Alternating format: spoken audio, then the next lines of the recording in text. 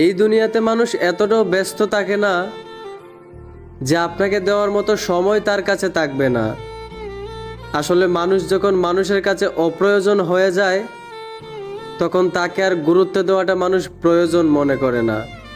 হ্যাঁ, এটাই বাস্তবতা।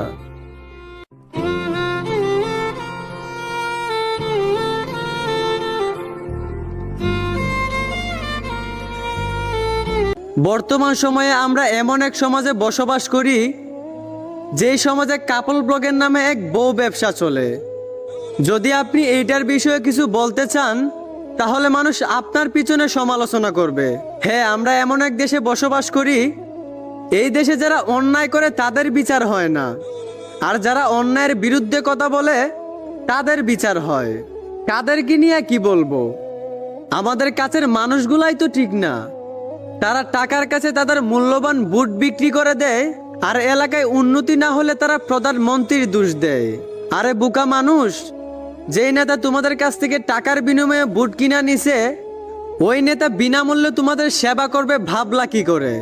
যেই সমাজে এক কাপ চায়ের কাছে বিচারক বিক্রি হয়ে যায় সেই সমাজে আমরা উচিত বিচার খুঁজি।